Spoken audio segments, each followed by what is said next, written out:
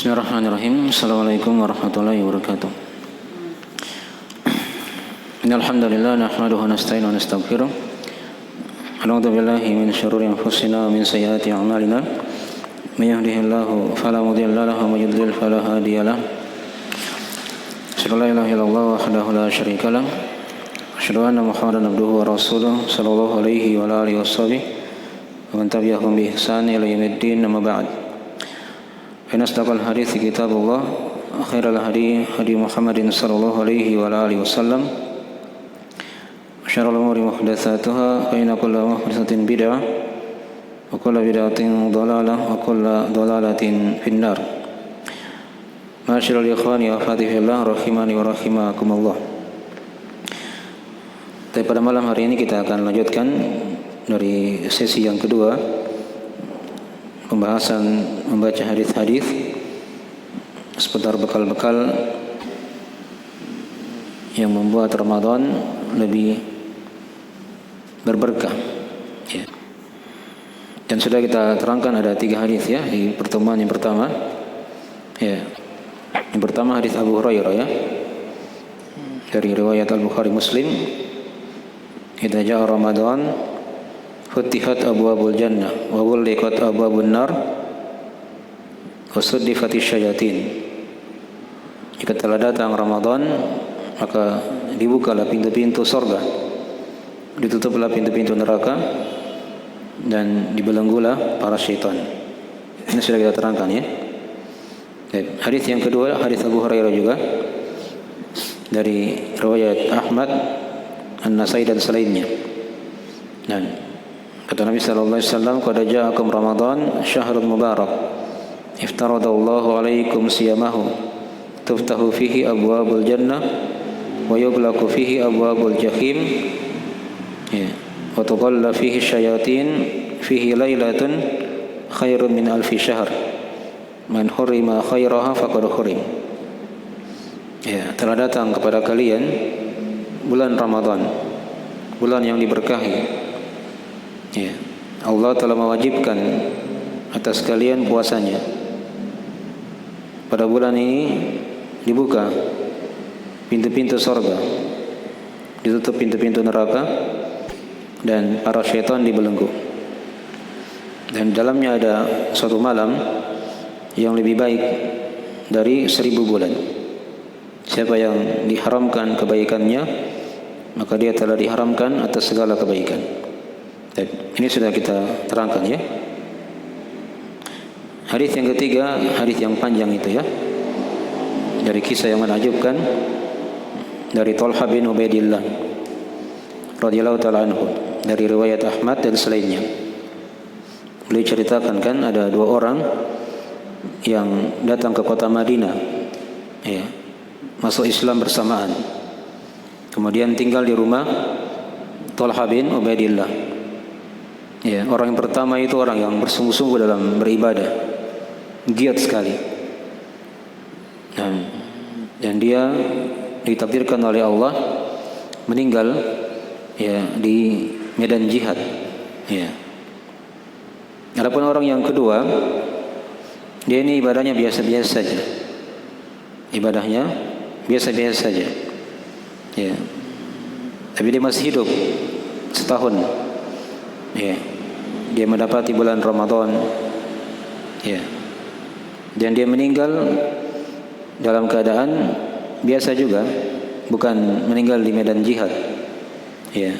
Dia meninggal di atas pembaringan. Maka Talha bin Ubaidillah ya, melihat 2 orang ini dalam mimpinya. Dalam mimpinya. Ya. Tapi yang anehnya di situ, ya, 2 orang itu dari penghuni surga, yang masuk surga duluan orang yang kedua. Orang yang kedua, yang ibadahnya itu biasa-biasa saja.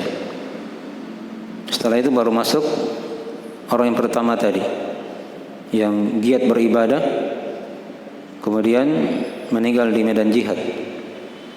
Nah, maka Talha bin Ubaidillah menceritakan mimpinya ini kepada para sahabat, dan sampailah mimpi itu kepada Rasulullah sallallahu alaihi wasallam.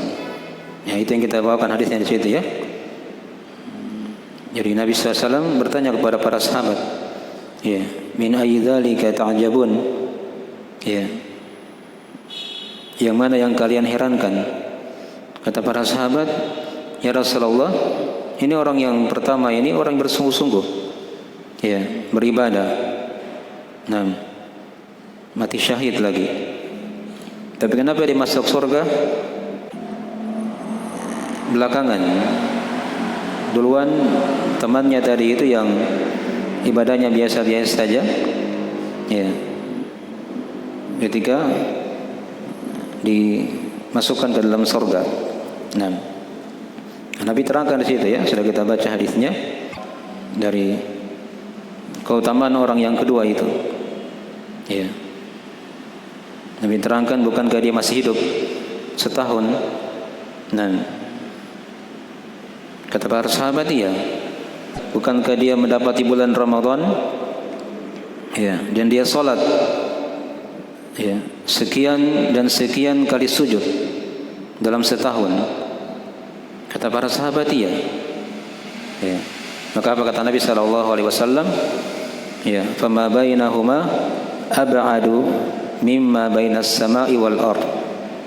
Maka jarak antara keduanya itu lebih jauh dibandingkan antara langit dan bumi. Antara langit dan bumi. Ya, bayangkan ya. Ada orang yang ibadahnya biasa-biasa saja, tapi dia mendapati bulan Ramadan. Mendapati bulan Ramadan. Itu mengalahkan orang yang meninggal, ya, di jalan Allah Subhanahu wa taala. Ya, mengalahkan orang yang meninggal di jalan Allah Subhanahu wa taala. Jelas ini ya. Maka ini keutamaan yang sangat besar yang hendaknya kita manfaatkan waktu dan kesempatan kita diperjumpakan oleh Allah dengan bulan Ramadan. Itu hendaknya kita banyak bersyukur kepada Allah. Manfaatkan waktu dan kesempatan. Dari 3 hadis ini sudah kita terangkan ya, ada beberapa keutamaan bulan Ramadan. Kita sudah terangkan ada 7 keutamaan di hadis ini dari 3 hadis yang telah kita baca, dan sudah kita tambahkan juga keutamaan yang lain dari keutamaan bulan Ramadan. Jelas ya? Baik. Dan juga dari hadis-hadis ini juga sudah kita petik bekal yang pertama, dari bekal yang hendaknya seorang itu dia masuk di bulan Ramadan, dia kenal dari keutamaan dan keagungan, kemuliaan bulan Ramadan tersebut, ya, agar dia itu masuk dalam keadaan punya kesiapan, ya, bukan hanya masuk saja begitu, bukan hanya ikut-ikutan puasa, ikut-ikutan salat tarawih misalnya kan, tapi dia punya apa? Punya kesiapan dalam menyambut bulan Ramadan. Diibaratkan bagaikan tamu yang sangat agung, yang istimewa, yang dia jumpai dalam kehidupan. Ya, dipahami ini ya. Mungkin dari sebagian hal yang diingatkan oleh para ulama dalam masalah ini. Baik. Itu hadis yang ketiga ya. Nah, dari situ juga dipetik dari apa? Bekal yang kedua, dari bekal yang hendaknya seorang dia persiapkan dalam menyambut bulan Ramadan, itu dia bergembira. Itu dia apa? Bergembira dengan datangnya bulan Ramadan ini. Ya, karena di dalam bulan ini sudah diterangkan banyak keutamaan. Ya. Dan Allah terangkan dalam Al-Qur'an Al-Karim, "Qul bi fadlillahi wa bi rahmatihi fabidzalika falyafrahu huwa khairun mimma yajma'un." Katakanlah wahai Muhammad, ya, dengan keutamaan Allah dan rahmatnya hendaknya mereka bergembira. Itu dari hal yang lebih baik dari dunia yang mereka kumpulkan. Yang mereka apa? Kumpulkan. Ya. Kita lihat di masyarakat ya, masuk Ramadan bergembira. Ya. Alhamdulillah. Tapi kadang arah kegembiraan itu berbeda-beda. Ada yang bergembira karena dia punya persiapan barang dagangan yang banyak. Ya. Ini bulan panen apa ini? bukan panen pahala ya. Di pikiran mereka sebagian itu ya panen keuntungan dunia yang berlipat-lipat. Ya, ada pikirannya seperti itu. Ya, ada juga sebagian manusia memang pikirannya memang dia ingin fokus beribadah kepada Allah Subhanahu wa taala. Ya, ada sebagian manusia masa bulan Ramadan dia malah bermalas-malasan. Ya, sudah masuk bulan puasa, tidak bisa kita makan lagi, tidak bisa kita minum. Ya, banyak yang dilarang sudah. Ini kondisi-kondisi hati manusia. Ya, dalam melihat bulan Ramadan ini. Ya, dan yang paling terbaiknya tadi, ketika dia masuk Ramadan dia bergembira. Ibaratkan bagikan tamu yang agung yang datang, ya, menjumpai kita. Ya. Kalau misalnya anggaplah ya ada wali kota datang ke rumah kita misalnya, itu pasti persiapan dari sisi ini dan seterusnya. Ini baru wali kota ini, belum gubernur, belum presiden, ya, dipahami ya. Nah, ini tamu yang agung bulan Ramadan. Itu dari bekal ya. Yang kedua dipersiapkan, dia bergembira. Sekadar dia bergembira itu adalah hal yang lebih baik kata Allah dari apa yang mereka kumpulkan dari perkara dunia. Keutamaan Allah dan rahmatnya ini punya banyak penafsiran. Ada yang menafsirkan Al-Quran dan Sunnah, dan ada penafsiran-penafsiran yang lain. Yang jelas tidak dilakukan di sini ya, bulan Ramadan itu bagian dari keutamaan Allah dan rahmatnya. Karena padanya di antara keutamanya sudah diterangkan, di bulan Ramadan ini merupakan bulan diturunkan padanya Al-Quran, bulan yang punya keterkaitan erat dengan Al-Quranul Karim. Dipahami ya? Baik. Sebagai tambahan di sini di hadis Abu Hurairah ya, dari hadis yang keempat, ya, seorang ketika dia masuk bulan Ramadan dia punya kegembiraan. Ya. Sudah kita bawakan hadis Abu Hurairah riwayat Al-Bukhari Muslim. Kata Rasulullah sallallahu alaihi wasallam, "Lis-shaimi farhatan." Ya, farhatun inda fitri wa farhatun inda liqa'i rabbi. Untuk orang yang berpuasa itu punya dua kegembiraan. Kegembiraan ketika dia berbuka dan kegembiraan ketika dia berjumpa dengan Rabb-Nya. Ini yang menghiasi dari ibadah di bulan Ramadan. Ada kegembiraan ketika dia masuk, ketika dia berjalan di awal Ramadan, di pertengahan sampai di akhirnya.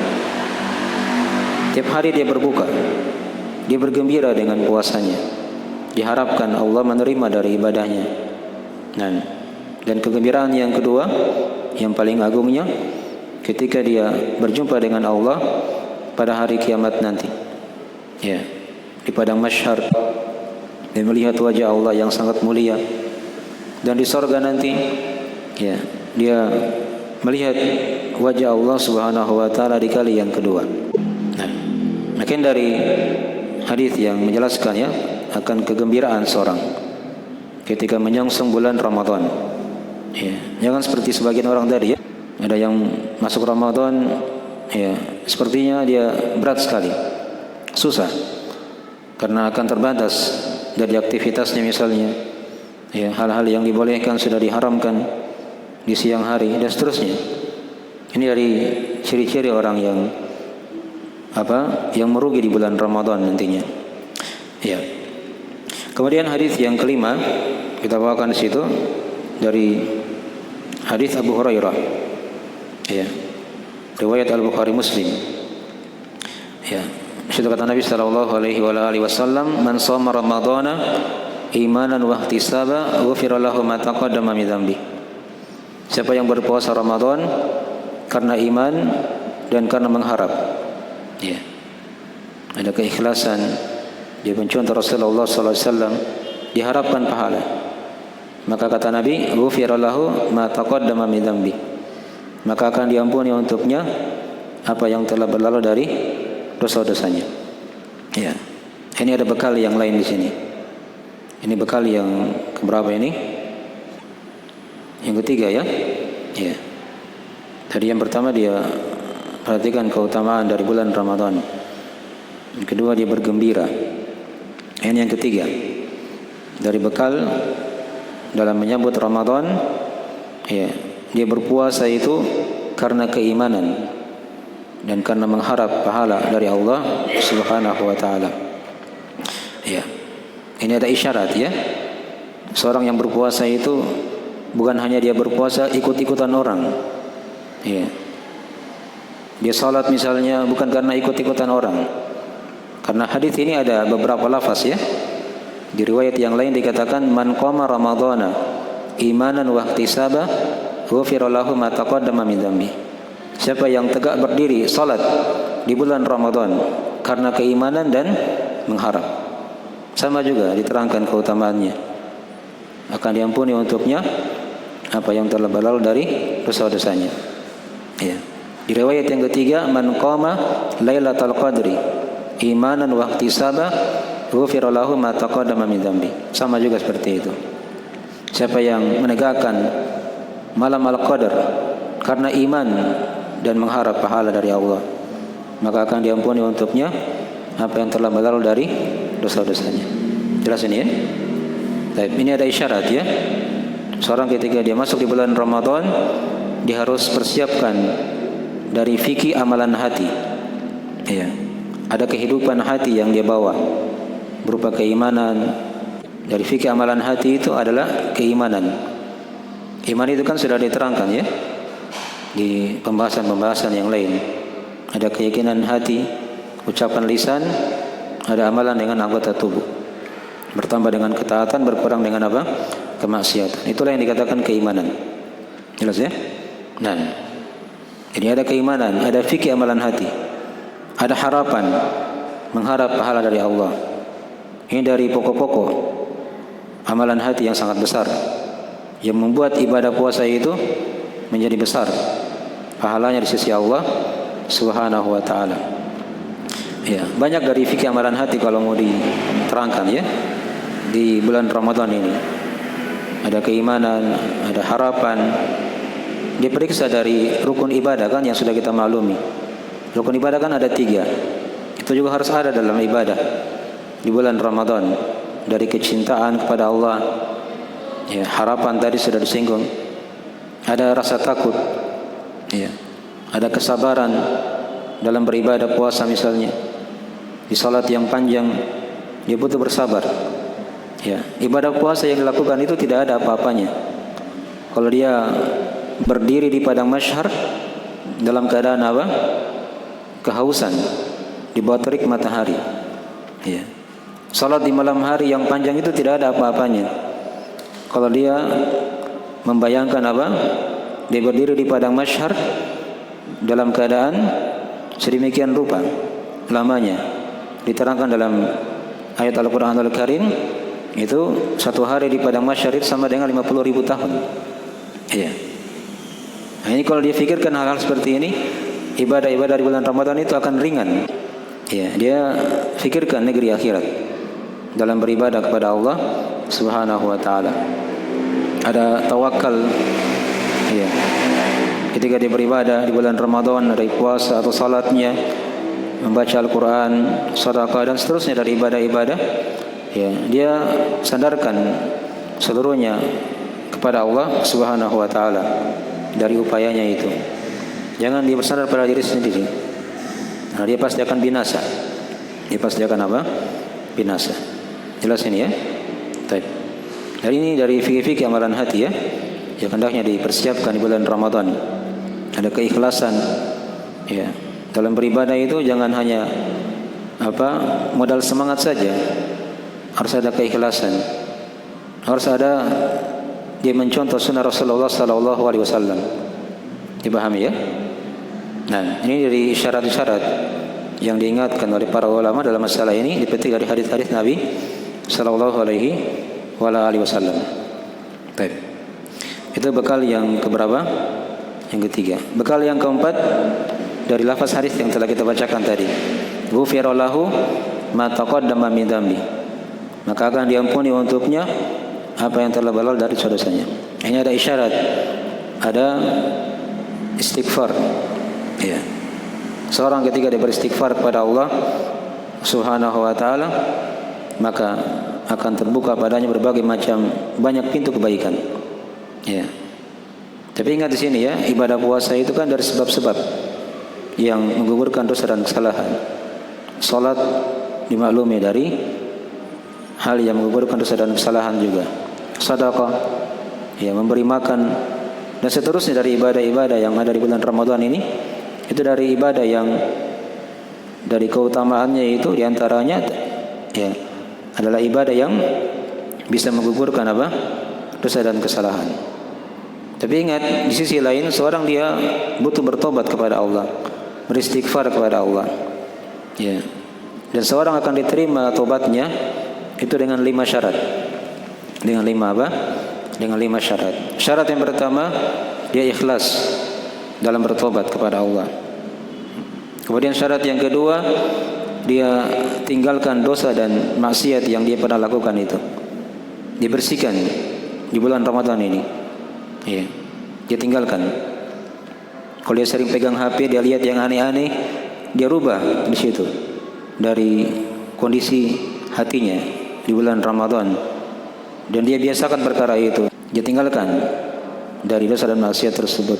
Kemudian syarat-syarat yang ketiga dari taubat dan istighfar yang benar itu, yaitu dia sesali dosa dan kesalahan tersebut. Ya. Jangan dia berbuat dosa tapi dia tidak menyesali perkara itu. Ada penyesalan. Karena kata Nabi SAW, an-nadamu taubah. Penyesalan itu bagian dari taubat. Ya. Penyesalan bagian dari apa? Taubat. Ya. Kemudian syarat yang keempat dari syarat taubat dan istighfar, yaitu dia berazam dalam hatinya tidak akan mengulangi dosa tersebut. Ya, tidak akan mengulangi dosa tersebut. Nah, kemudian syarat yang kelima dari syarat taubat dan istighfar yang benar, yaitu dia bertobat selagi masih ada waktu. Selagi masih ada apa? Waktu. Waktu tobat itu diterima oleh Allah sepanjang nyawanya belum ditenggorokan. Satu. Yang kedua, sepanjang matahari belum terbit dari arah barat. Dari arah barat. Ini pintu tobat masih terbuka. Masih apa? Terbuka luas. Jelas ini ya. Maka ini isyarat-isyarat ya. Dari bekal-bekal yang dibawa di bulan Ramadan, hendaknya seorang itu dia banyak bertobat kepada Allah Subhanahu wa taala. Walaupun di malam tadi sudah diterangkan dari ibadah-ibadah dari bulan Ramadan itu bisa menggugurkan dosa dan kesalahan.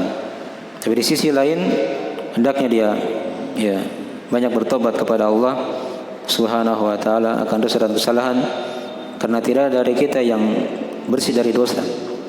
Kita semua ini punya dosa dan kesalahan. Dipahami ya?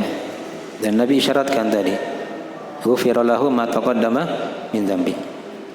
Tapi itu bekal yang keempat. Bekal yang kelima dari bekal ya seorang dalam memasuki bulan Ramadan diterangkan di hadis Aisyah ya, riwayat Ahmad dan Abu Daud ya, yang sudah kita bawakan di situ ya. Nah, dipetik di sini dari bekal bahwasanya seorang ketika dia masuk di bulan Ramadan ya hendaknya dia berbekal dengan akhlak dan adab-adab Islami. Ya. Karena kadang satu dari akhlak itu bisa mencapai, menandingi, menyaingi orang yang rajin salat dan orang yang rajin apa? Yang rajin puasa. Kita bawakan situ hadisnya ya. Kata Nabi sallallahu alaihi wasallam, "Innal mu'min la yudriku bi husni khuluqihi darajatas shaim al-qaim." Ya. Sesungguhnya seorang mukmin itu dia benar-benar kata Nabi akan mencapai dengan baiknya akhlaknya itu dia akan mencapai derajat ya orang yang berpuasa, yang rajin berpuasa dan rajin salat malam. Ya. Tapi di sini perlu diperbaiki dulu ya pemahaman kita seputar masalah akhlak ini. Ya. Apa itu akhlak? Adab. Ya. Akhlak adab itu ada yang berkaitan dengan hati, ada yang berkaitan dengan lisan, ada yang berkaitan dengan apa? Anggota tubuh. Mirip dengan keimanan itu. Ya. Itu akhlak. Aisyah pernah ditanya oleh salah seorang tentang akhlak Nabi sallallahu alaihi wasallam. Apa kata Aisyah? Kata beliau, kana khuluquhu Al-Qur'an. Akhlaknya Nabi itu adalah apa? Al-Qur'an. Jadi kalau mau lihat akhlaknya Rasulullah, baca Al-Qur'an dari awal sampai akhir. Ini yang kita baca di bulan Ramadan. Itu penuh dari akhlak dan adab. Ya. Dipahami ya? Baik. Mungkin dari hal yang diingat ya. Jadi bulan Ramadan ini jadikan dia sebagai madrasah untuk mendidik akhlak, adab seorang. Perbaiki hati, perbaiki lisan tadi. Ya, jangan berkata bicara hal yang tidak ada manfaatnya atau bicara kotor atau dusta dan seterusnya. Amalannya diperbaiki, anggota tubuhnya. Jangan dia arahkan kepada hal-hal yang tidak ada manfaatnya atau kepada maksiat ya di bulan Ramadan. Karena kadang ada orang berpuasa itu diterangkan di hadis yang lain ya. Kata Nabi sallallahu alaihi wasallam, "Rubba sha'im hadzuhu min siyamihi al-ju' wal 'atash. Wa rubba qa'im hadzuhu min qiyamihi as-sahar." Ya. Kadang ada yang berpuasa tapi bagiannya dari puasanya itu hanyalah lapar dan dahaga saja. Itu aja yang dia dapat. Capek dia tahan lapar, tahan haus, tidak ada pahala. Dan kadang ada orang yang salat malam di bulan Ramadan, di salat tarawih, tapi bagiannya dari apa yang dia dapatkan itu hanyalah apa? Hanyalah ngantuk saja, hanya capek saja, tidak ada pahala. Itulah tadi isyarat-isyarat ya, karena ketika dia berpuasa, dia beribadah di malam hari dan ibadah-ibadah yang lainnya, itu tidak ada fikih amalan hati yang dipersiapkan. Ya, dia campur ibadahnya dengan dosa dan maksiat. Maka tidak ada keperluan bagi Allah memberikan dia pahala. Hanya lapar, dahaga, capek yang dia dapatkan. Tidak ada pahala dari ibadahnya. Ya, diterangkan di hadis yang lain dalam riwayat Al-Bukhari dari Abu Hurairah, kata Rasulullah sallallahu alaihi wasallam, "Man lam yada qaula az-zur wal 'amala bihi, falaisa lillahi hajatun ay yada'a ta'amahu wa syarabah." Siapa yang tidak meninggalkan perkataan palsu, masuk di sini dusta, ya, adu domba, ghibah dan seterusnya, perkataan yang mengandung dosa dan maksiat, dan beramal dengan kedustaan, dia berbuat dosa dan maksiat, maka kata Nabi SAW, "Falaisa lillahi hajah." Maka tidak ada lagi keperluan bagi Allah pada hamba ini yang dia menahan makan dan minumnya. Ya, dipahami ya? Jadi ingat, ini ibadah puasa ini bukan hanya sekedar dia tahan makan, dia tahan minum saja, tapi hendaknya dia tahan juga hal-hal yang merusak puasa itu, dosa dan maksiat, hal-hal yang diharamkan. Dipahami ya? Ini diperhatikan ya, dari bekal-bekal yang dibawa di bulan Ramadan. Ya, ada fikih amalan hati, kemudian tadi ada perlu dia perbaiki apa? Akhlak dan adabnya. Nah, baik, agar ibadah puasanya itu dan ibadah salat malamnya serta ibadah-ibadah yang lainnya menjadi ibadah yang berkualitas, yang mendapatkan pahala yang melimpah di sisi Allah Subhanahu wa taala. Kemudian bekal yang berikutnya, ya, bekal yang keberapa sekarang? Yang keenam ya, dipetik di hadis yang ketujuh itu. Ya, dari hadis Sahal bin Sa'ad As-Sa'idi radhiyallahu taala anhu, dari riwayat Ahmad dan selainnya. Kata Nabi sallallahu alaihi wasallam, "Wa innamal a'malu bil khawatim." Ya, sesungguhnya amalan-amalan itu tergantung oleh penutupnya. Tergantung oleh apa? Penutupnya. Seorang yang berpuasa, yang salat malam, membaca Al-Quran, ya, dan ibadah-ibadah yang lainnya, sedekah, ya, itu hendaknya dia istiqomah. Jangan dia rajin beribadah hanya di awal Ramadan saja. Pertengahan, di akhir sudah apa? Sudah kendor.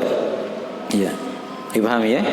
Ingat, amalan itu yang menentukan adalah apa? Akhirnya. Tidak ada manfaatnya kalau di awal Ramadan dia semangat seperti orang-orang awam itu kan, ya, masih puasa rajin sholat. Ya, pas sudah pertengahan, sudah akhir Ramadan, bukan lagi di masjid. Ya, sudah pergi di mall semua. Ya, sudah pergi di mana? Di mall-mall, mengejar diskon-diskon. Ya, padahal banyak diskon di 10 terakhir Ramadan yang dia tidak tahu di situ. Ada malam Al-Qadar, itu lebih utama dari dunia dan segala isinya yang dia kejar. Ya, jangan hanya bersemangat di awal Ramadan, ya, tapi dia tinggalkan ibadah itu di akhirnya. Dipahami ya? Dan ini yang kita lihat dari kebanyakan kaum muslimin. Di awal Ramadan itu masjidnya full sekali. Iya. Di pertengahan sudah mulai berkurang. Di akhir sudah mulai apa? Hampir habis. Iya, hampir habis. Berpindah mereka. Iya, dan ibadahnya bukan lagi di masjid. Iya, sudah berpindah di pasar. Iya. Bahkan ada di pasar itu kadang kita lihat ya. Ya, 10 terakhir Ramadan ini sudah pasang tenda. Iya. Ya, kalau mau ingin beli baju baru, beli makanan, beli apa, beli memang sekarang. Jangan nanti mendekat-dekat hari raya baru mau belanja. Ya, 10 terakhir itu fokuskan ibadah di situ. Dipahami ya? Semakin giat. Ini kalau kita baca hadis-hadis dari masalah ini sangatlah banyak ya. Nabi itu ingin berpisah dengan Ramadan, beliau semakin giat beribadah. Ya, semakin apa? Giat beribadah. Beliau itikaf di masjid. Beliau panjangkan salatnya. Sampai-sampai para sahabat itu sudah khawatir luput makan sahur karena Nabi itu memanjangkan apa? Salat di malam hari. Itu terjadi di akhir-akhir Ramadan, di akhir-akhir dari bulan Ramadan. Baik, mungkin dari sebagian bekal-bekal yang bisa diharapkan ya, bisa kita bawa. Sebenarnya banyak bekal-bekal yang lain, tapi ini hanya isyarat-isyarat saja sedikit. Semoga dari apa yang kita bisa terangkan ini dan apa yang sudah kita bahas di sesi sebelumnya bisa membuat Ramadan kita menjadi apa? Diberkahi oleh Allah Subhanahu wa taala dan membuat kita dijadikan dari orang-orang yang memasuki bulan Ramadan dalam keadaan yang baik ya, dan senantiasa diberikan keistiqomahan oleh Allah sampai akhir Ramadan tersebut. Innahu waliyudzalika wal qadir alaih. Subhanakallahumma wa bihamdik, asyhadu an la ilaha illa anta, astaghfiruka wa atubu ilaik. Assalamualaikum warahmatullahi wabarakatuh.